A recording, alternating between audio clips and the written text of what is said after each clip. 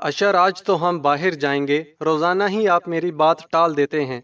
मैं आपके कपड़े इस्त्री कर देती हूँ। मेरे कपड़े तो तैयार हैं।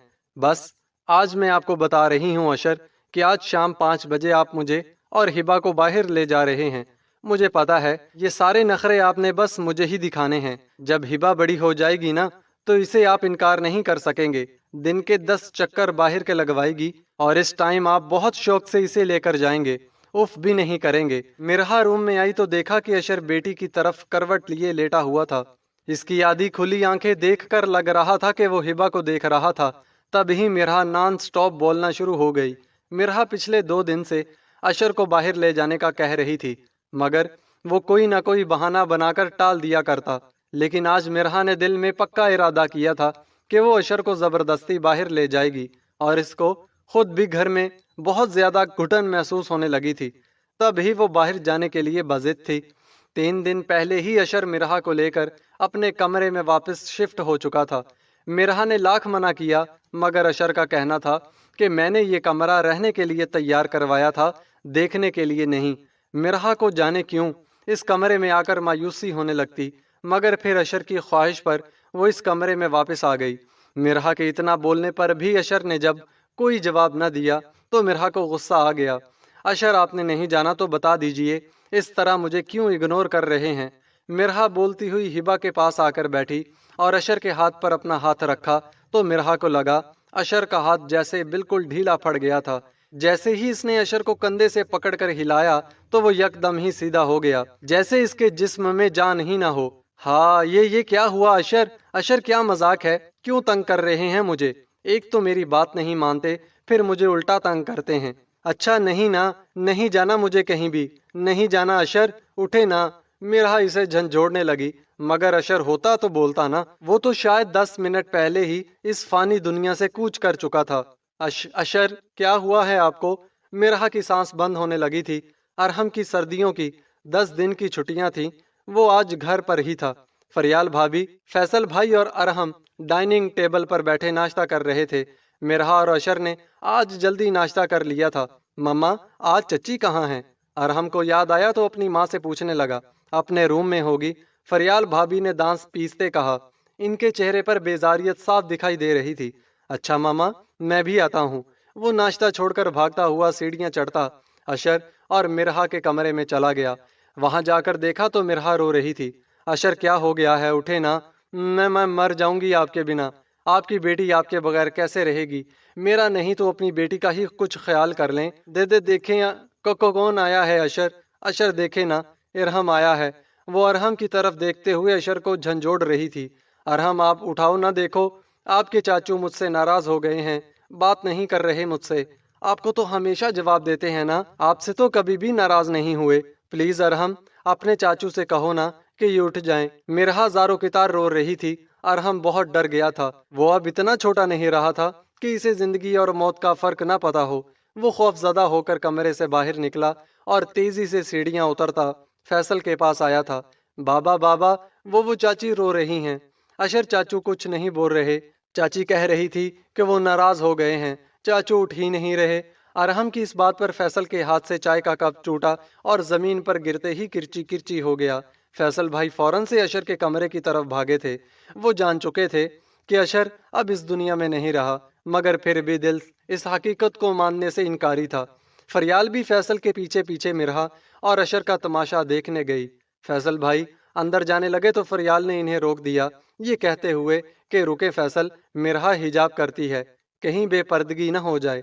तभी फरियाल भाभी मिरहा के कमरे में आई। मिरहा रो रो कर पागल हो रही थी। फरियाल भाभी ने फौरन मिरहा के सर पर चादर डाली। अशर, आपने मुझसे वादा किया था ना कि आप मुझसे बेवफाई नहीं करेंगे, तो क्यों ऐसा किया? क्यों अपनी मिरहा को छोड़कर चले गए? फरियाल भाभी देखे ना, अशर को क्या हो गया है? देखें, ये कुछ बोलते ही नहीं, नाराज हो गए हैं मुझसे। इनसे कहे ना कि बात करें मुझसे, पूछे ना इनसे ये क्यों नाराज हो गए। मिरहा से अब तो बोला भी नहीं जा रहा था। तभी अशर भाई कमरे में दाखिल हुए। 1 मिनट मिरहा, फैसल को देखने दो। फरियाल भाभी ने मिरहा को सहारा देकर वहां से उठाया। जब फैसल भाई ने अशर को चेक करने के लिए इसका हाथ पकड़ा, फैसल भाई के हाथ कांप रहे थे। जैसे ही नब्ज चेक की तो यकीन हो गया कि अशर की सांसों ने इसका साथ छोड़ दिया था। इन्ना लिल्लाहि व इन्ना इलैहि राजिऊन। अशर, अब हम में नहीं, फरियाल तुम मिरहा को संभालो, मैं एम्बुलेंस बुलवाता हूँ। ये कहते हुए वो कमरे से निकल गए थे। नहीं अशर नहीं, ये नहीं हो सकता, आप बहुत बुरे हैं। कैसे आपने अपनी मिरहा को अकेला छोड़ दिया? अपनी बेटी को किसके आसरे पर छोड़कर चले गए? आप धोखेबाज निकले, झूठे वादे किए थे कि जिंदगी भर साथ निभाएंगे। मुझे और हिबा को आपकी जरूरत थी अशर, आपके बिना हम दोनों कैसे जिंदा रहेंगे? अशर, आपकी मिरहा आपके बिना मर जाएगी, नहीं जी पाएगी। मिरहा बेहोश हो गई थी और फरियाल भाभी के दिल में मिरहा को रोता देखकर अंदर तक सुकून उतरता चला गया। काका, क्या हुआ मिरहा? अरहम बाबा को बुलाओ, देखो तो सही चाची को क्या हो गया है। अरहम तो पहले ही अशर की डेथ से बहुत खौफजदा था, अब मिरहा की ये हालत देखी तो हवास बाख्ता होकर कमरे से बाहर निकल कर भाग गया। बाबा बाबा, वो रोता हुआ अपने बाप को पुकार रहा था। फैसल ने मुड़कर देखा तो अरहम भागता हुआ फैसल के पास आ रहा था। अरहम आकर फैसल से लिपट गया। बाबा, चाचू को क्या हो गया है? वो ठीक हो जाएंगे ना? अरहम सिसकियों से रो रहा था। इसे अब भी यकीन था कि जैसे अशर दोबारा ठीक हो जाएगा।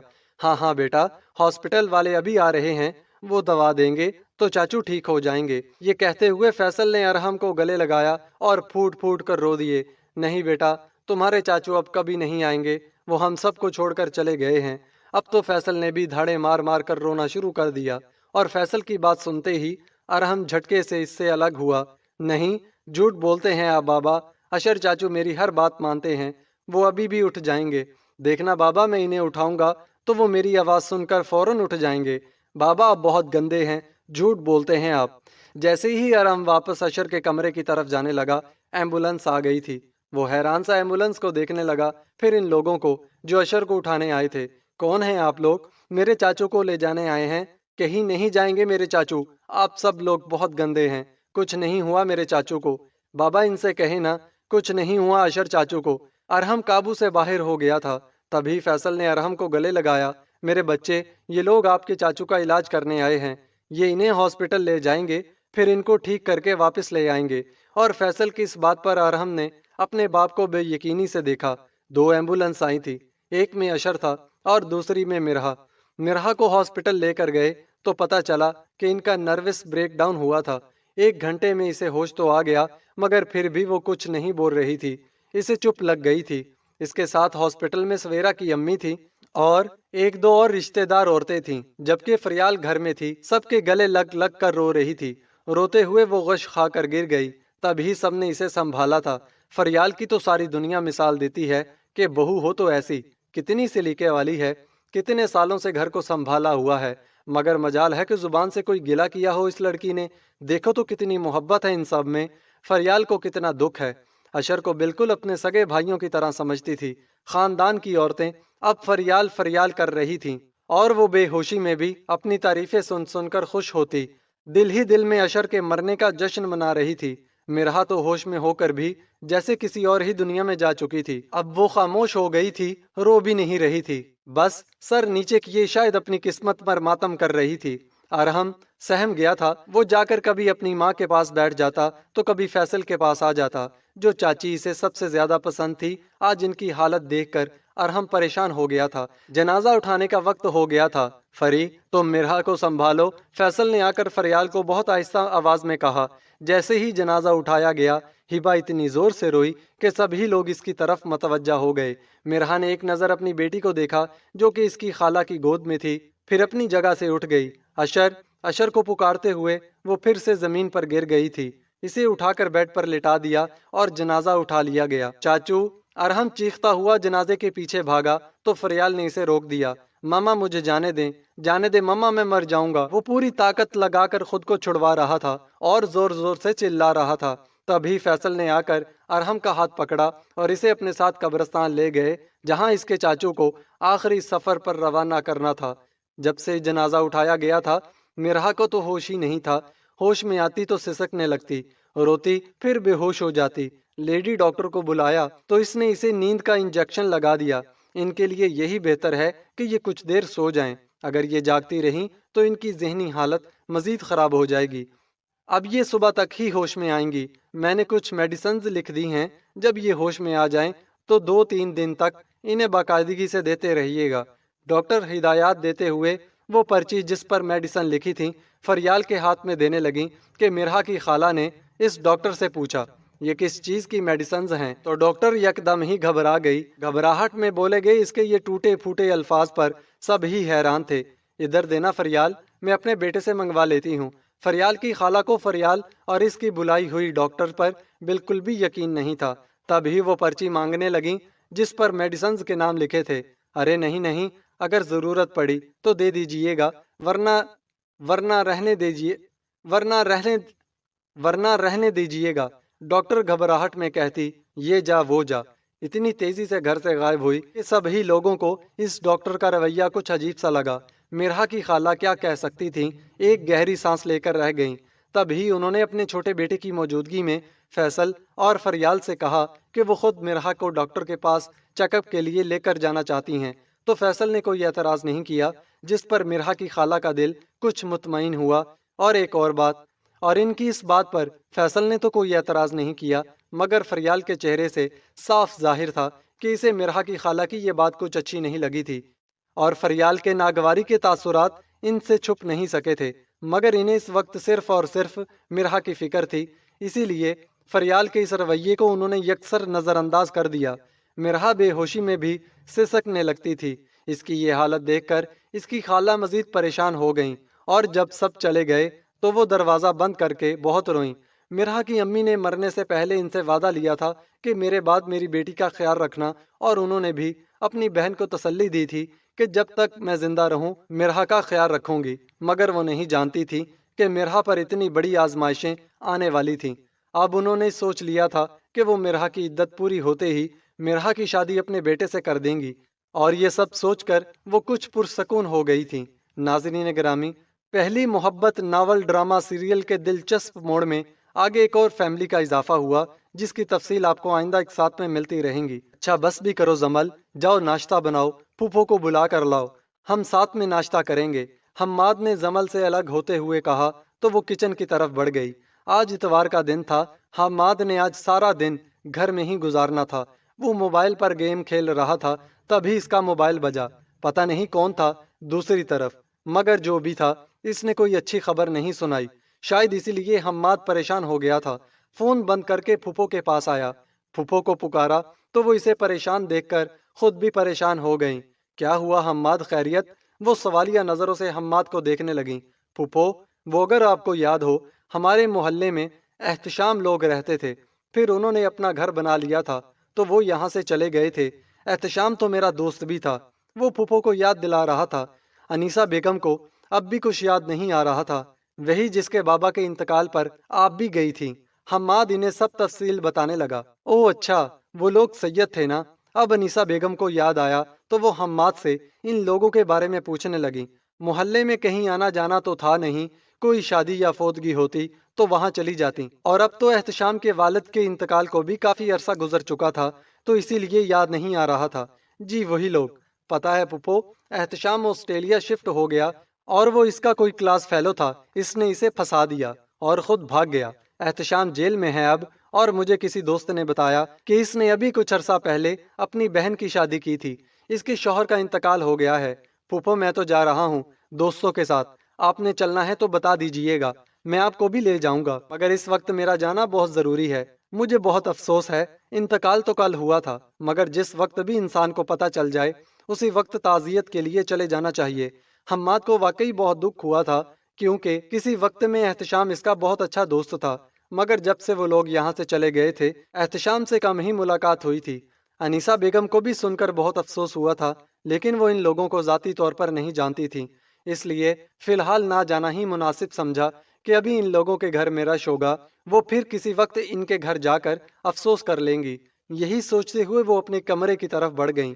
حماد اور اس کے کچھ دوست اشر کا افسوس کرنے اس کے گھر گئے تو فیصل کے پاس کچھ دیر بیٹھ کر آ گئے تھے، مگر حماد اب تک بھی اس حادثے کو فراموش نہیں کر پایا تھا کہ کیسے آنن فانن ان کا گھر تباہ ہو گیا۔ میں اب زمل سے کبھی نہیں لڑوں گا، اتنی سی تو زندگی ہے، وہ بھی بندہ لڑ کر گزار دے تو کیا فائدہ، اس نے دل میں خود سے عہد کیا تھا۔ مرحا کی خالہ اس کے پاس بیٹھی رہتی تھی، مگر 10 دن گزرنے کے بعد وہ واپس اپنے گھر چلی گئیں۔ ان 10 دنوں میں انہوں نے مرحا اور ہبا کا بہت خیال رکھا تھا، مگر اب انہیں اپنے گھر جانا تھا سو وہ چلی گئیں۔ مگر اب بھی وہ روزانہ مرہا کے پاس آتی اور 2-3 گھنٹے گزار کر جاتی۔ ان کے اس طرح روز روز آنے سے فریال کو بہت آگ لگتی، کیونکہ فریال کو معلوم تھا کہ مرہا کی خالہ اتنی معصوم نہیں جتنی مرہا معصوم تھی۔ اب وہ چاہتی تھی کہ کسی طرح مرہا کی خالہ کو بھی ان کے گھر کا رستہ دکھائے، مگر وہ مجبور تھی کہ مرہا کی ماں تو تھی نہیں، سو وہی اب مرہا کو پوچھتی تھی۔ اس لیے فریال کسی صحیح وقت کا انتظار کرنے لگی تھی۔ ارحم اشر کو یاد کر کے چھپ چھپ کے روتا تھا۔ آج بھی اس نے ہبا کو گود میں اٹھایا تو وہ زور زور سے رونے لگی۔ کیا ہوا میری ڈول؟ آپ کو بابا یاد آ رہے ہیں؟ وہ مجھے بھی یاد آ رہے ہیں۔ مت رو میری ڈول۔ ارحم اس کے آنسو صاف کر رہا تھا، مگر اپنے آنسو پر اس کا کنٹرول نہیں رہا تھا۔ وہ ہبا کو چپ کرواتے ہوئے خود بھی زاروں کی طرح رو رہا تھا۔ تبھی مرہا کی خالہ کمرے میں آئیں۔ دیکھا مرہا کسی گہری سوچ میں تھی۔ اب مرہا گھنٹوں گھنٹوں بس خاموش رہتی، کسی سے بھی بات نہیں کرتی تھی۔ ارحم کو روتے دیکھا تو اسے پیار کرنے لگیں۔ پھر احتیاط سے ہبا کو اس سے واپس لیا۔ آپ اچھے بچے ہو نا؟ مرہا کی خالہ نے ارحم کے آنسو صاف کرتے ہوئے پوچھا تو ارحم نے ہاں میں سر ہلایا۔ اچھے بچے تو بالکل نہیں روتے، آپ اس طرح رو گے تو ہبا بھی روئے گی نا؟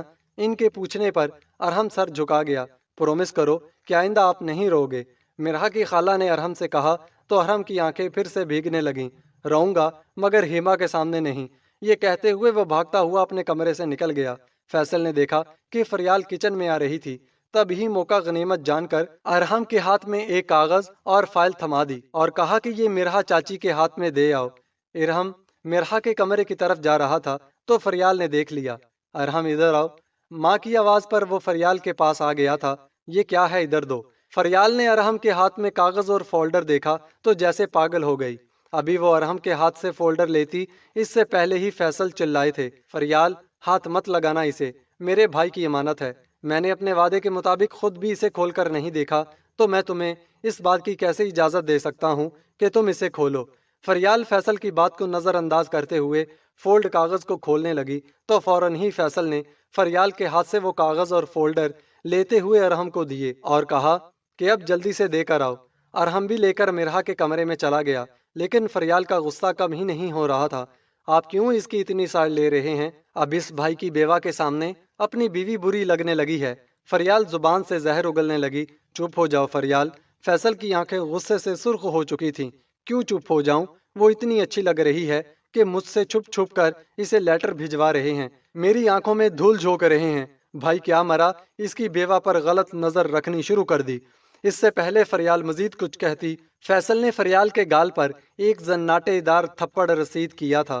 بدتمیز عورت، کیا تم نہیں جانتی کہ میں نے تم سے کتنی محبت کی ہے؟ تم جیسی عورت کو بی جان کبھی اس گھر میں نہ لاتی، مگر میری خواہش پر انہوں نے تمہیں اس گھر کی بہو بنایا۔ کیا تمہیں میری محبت میں کبھی کوئی کھوٹ نظر آیا؟ جو یہ تم بکواس کر رہی ہو، جو کچھ تم نے میرے بارے میں کہا ہے نا، تو کان کھول کر سن لو کہ اگر میں نے یہی کام کرنا ہوتا نا تو میں کسی کوٹھے پر چلا جاتا اور ڈنکے کی چوٹ پر جاتا۔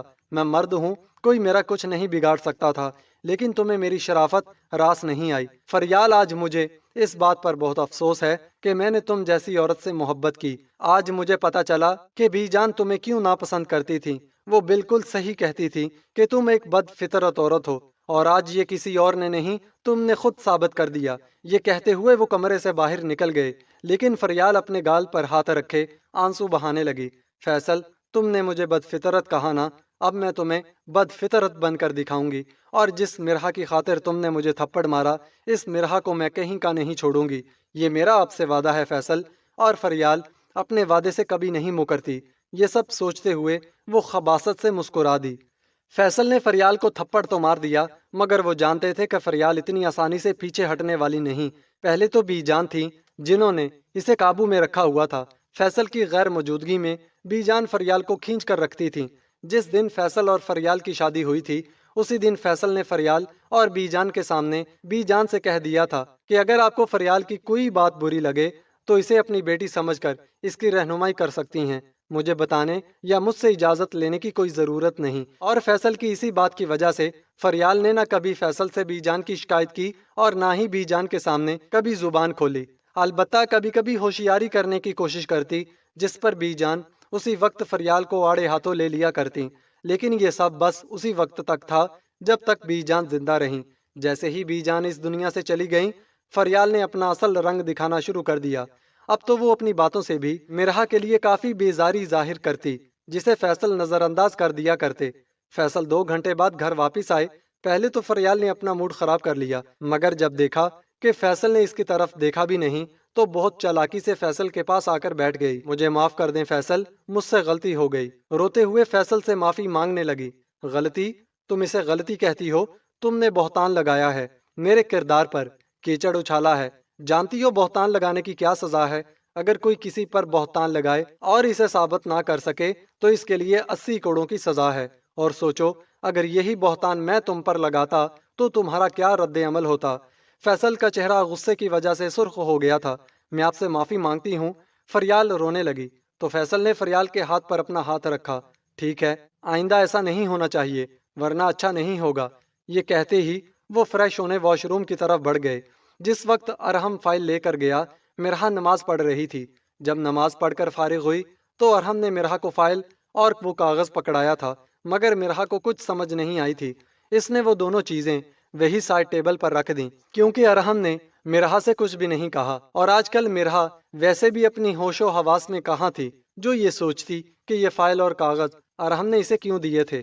ارحم فائل مرحا کے حوالے کر کے وہیں ہبا کے پاس بیٹھ گیا۔ تبھی ہبا رونے لگی تو مرحا نے اسے اٹھا لیا اور پھر ارحم مرحا سے ہبا کے بارے میں باتیں کرنے لگی۔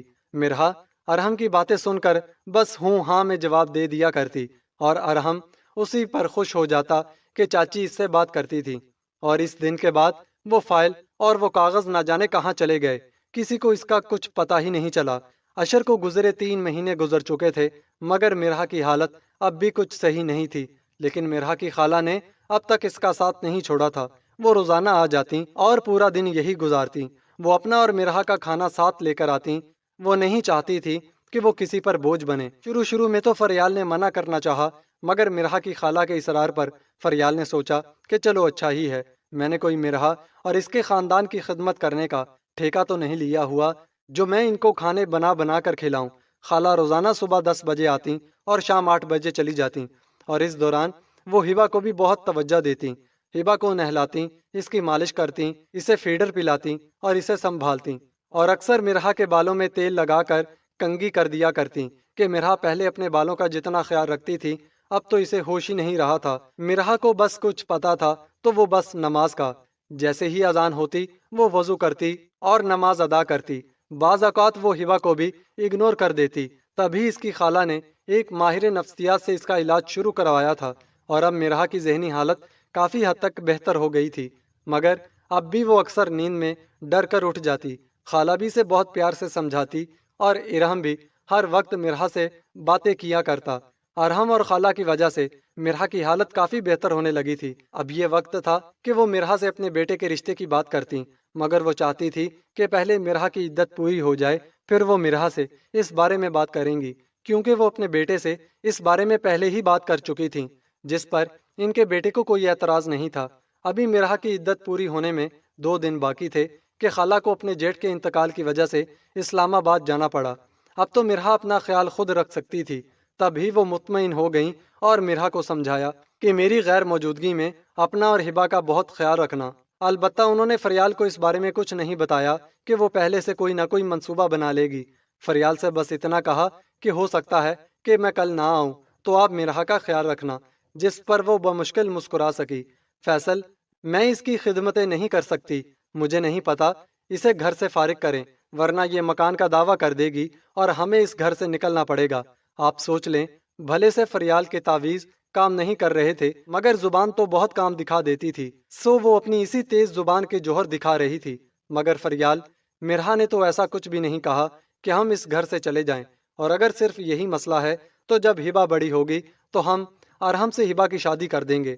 فیصل نے اپنے طور پر مسئلے کا حل بتایا تھا، لیکن اگر وہ بڑی ہو کر ارحم سے شادی کے لیے نہ مانی، یا ارحم نے اس سے شادی کرنے سے انکار کر دیا تو پھر ہم کیا کریں گے؟ فریال کی آنکھوں پر لالچ اور ہوس کی پٹی بندھی ہوئی تھی۔ وہ بات کی بات ہے فریال، اور ابھی ان دونوں کے بڑے ہونے میں بہت وقت لگے گا۔ فیصل کو فریال کی باتیں کچھ اچھی نہیں لگی تو اسے یہ سب کرنے سے منع کرنے لگے۔ میں ایسا کچھ نہیں کروں گا، تم کان کھول کر سن لو فریال۔ یہ کہتے ہوئے فیصل اپنی جگہ سے اٹھنے ہی لگے کہ فریال کی بات پر حیران رہ گئے۔ ٹھیک ہے پھر آپ مجھے طلاق دے دیں، میں اور ارہم یہاں سے چلے جائیں گے۔ فریال نے طلاق کی بات ایسے کہہ دی جیسے یہ کوئی بات ہی نہ ہو۔ کیا تم پاگل ہو گئی ہو؟ فیصل کو فریال سے اتنی احمقانہ حرکت کی توقع نہیں تھی، تب ہی حیرت سے اسے دیکھنے لگے۔ جی یہ میرا آخری فیصلہ ہے، اس سے آگے میں کچھ نہیں سنوں گی۔ وہ پیر پٹکتی کمرے سے نکل گئی۔ اب تو فیصل بھی فریال کے سامنے مجبور ہو گئے تھے۔ تب ہی فریال کے پاس آ گئے۔ میں تمہارے اور ارحم کے بغیر نہیں رہ سکتا، تم جیسا کہو گی ویسا ہی ہوگا۔ وہ جیسے اپنی شاطر بیوی کے سامنے ہار مان چکے تھے۔ بس فیصل آپ کسی پاگل خانے میں بات کر لیں، ہم اسے وہیں چھوڑ دیں گے اور بچی کو کہیں پھینک دیں گے۔ فریال کی اس بات پر فیصل کا منہ کھلے کا کھلا رہ گیا۔ فریال یہ تم کیا کہہ رہی ہو؟ مگر وہ لوگ صحیح انسان کو وہاں ایڈمٹ نہیں کرتے۔ فیصل کو فریال کی سوچ پر رہ رہ کر افسوس ہو رہا تھا۔ فیصل پیسہ جو ہے نا وہ بڑی بڑی ہستیوں کا منہ بند کر دیتا ہے، ان کا منہ بند کرنے کے لیے تھوڑا بہت پیسہ کھلا دیجئے گا۔ فریال ایسے کہہ رہی تھی کہ جیسے یہ کوئی بہت چھوٹی سی بات ہو، لیکن ہم اسے وہاں لے کر کیسے جائیں گے؟ فیصل اب بھی فریال کی سوچ پر حیران تھے۔ وہ میں آپ کو بتاؤں گی، ہم مرحا کو پاگل خانے نہیں لے جائیں گے، اس کے گھر لے جائیں گے جو اس پاگل خانے میں کام کرتا ہو، اور ایسے بندے کا پتہ آپ لگائیں گے۔ بہتر یہی ہے کہ وہ عورت ہو تو زیادہ آسانی رہے گی۔ فریال اپنی شاطرانہ چالیں چل رہی تھی۔ اچھا ٹھیک ہے میں پتہ کرتا ہوں، لیکن مرحا کی خالہ، فیصل کو اب فکر ہوئی کہ مرحا کی خالہ تو روزانہ آتی تھی، وہ آ گئیں اور مرحا کا پوچھ لیا تو وہ لوگ کیا جواب دیں گے؟ بڑی چالاک بنتی ہیں۔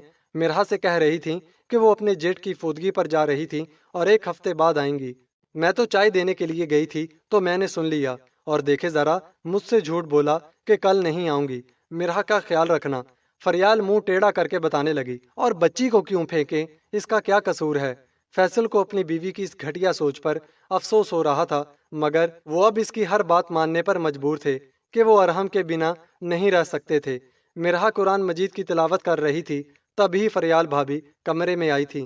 مرحا تمہاری عدت پوری ہو گئی ہے تو اسی سلسلے میں میری ایک دور کی کزن نے تمہاری دعوت کی ہے۔ وہ مرحا کو اپنی باتوں کے چنگل میں پھنسا رہی تھی۔ نہیں مجھے کہیں نہیں جانا، آپ لوگ چلے جائیں، میری طرف سے معذرت کر لیجئے گا، مجھے اب کہیں بھی جانا اچھا نہیں لگتا۔ مرحا اب گھر میں ہی رہنا چاہتی تھی، اسی لیے انکار کر دیا۔ مرحا میں تم سے ناراض ہو جاؤں گی، پلیز میری چھوٹی بہن نہیں ہو، بس تم ہمارے ساتھ جا رہی ہو، میں تمہارے کپڑے نکال دیتی ہوں۔ اور فوراً سے ہی مرحا کے کپڑے نکالنے لگی۔ یہ کپڑے میں استری کر دیتی ہوں اور میں ہبا کو بھی تیار کر دوں گی۔ یہ کہتے ہوئے وہ کپڑے لے کر کمرے سے باہر نکل گئی۔ آج وہ بہت خوش تھی کہ اس کے کیے گئے تعویذوں سے وہ کامیاب ہو گئی، مگر وہ نہیں جانتی تھی کہ اب تک جو کچھ بھی ہوا وہ تو صرف اللہ کے حکم سے ہوا تھا۔ تعویذ کر کے تو اس نے صرف اور صرف اپنے گناہوں میں اضافہ کیا تھا۔ فریال بھابی ہم کہاں جا رہے ہیں؟ مرحا کو راستے کی سمجھ نہیں آ رہی تھی، تب ہی مرحا نے فریال بھابی سے پوچھا، ارے بتایا تو تھا کہ میری دور کی کزن ہے، ان کے گھر جا رہے ہیں۔ فریال نے آنکھیں گھماتے اسے بتایا، اچھا یہ کون سی جگہ ہے؟ میں پہلے یہاں کبھی نہیں آئی نا، اسی لیے پوچھ رہی تھی۔ مرحا کو جانے کیوں ان نئے راستوں کو دیکھ کر خوف محسوس ہو رہا تھا۔ او ہو مرحا تم تو ایسے ہی پریشان ہو رہی ہو جیسے تم نے اکیلے یہاں سے واپس جانا ہو۔ فکر مت کرو، ہم تمہیں اپنے ساتھ ہی واپس لے کر جائیں گے۔ تم تو بالکل بچوں کی طرح پریشان ہو جاتی ہو، اب تو ایک بیٹی کی ماں ہو، بہادر بنو ورنہ ڈر ڈر کر ہی مر جاؤ گی۔ فریال کے لہجے میں طنز تھا جو کہ مرحا کو صاف محسوس ہو رہا تھا، مگر وہ ڈری سہمی سی لڑکی اسے بھلا کیا جواب دیتی؟ وہ تو انہی لوگوں کے رحم و کرم پر تھی۔ نہیں میں نے تو ویسے ہی پوچھا۔ مرحا باہر کی طرف دیکھتے ہوئے ان راستوں کو سمجھنے کی کوشش کر رہی تھی جہاں سے وہ لوگ گزر رہے تھے۔ مرحا کی آنکھ کھولی تو وہ ایک کشادہ ہال نما کمرے میں بیڈ پر لیٹی تھی۔ یکدم ہی اٹھی، پھر یاد آیا کہ ہبا اس کے ساتھ نہیں تھی۔ ہبا ہبا آ میری جان، میری بچی کہاں چلی گئی؟ میری ہبا کو مجھ سے کون لے گیا؟ فریال بھابی کہاں ہیں؟ فیصل بھائی مجھے یہاں کیوں چھوڑ دیا؟ میری بچی کو مجھ سے کیوں چھین لیا؟ میں کیا کروں گی اس کے بنا؟ کوئی ہے؟ وہ پاگلوں کی طرح چیخ رہی تھی۔ تب ہی لگ بھگ 25 سال کی ایک لڑکی کمرے میں داخل ہوئی تھی۔ اب تمہارے لیے یہی بہتر ہے کہ تم سب کچھ بھول جاؤ، اپنا نام بھی۔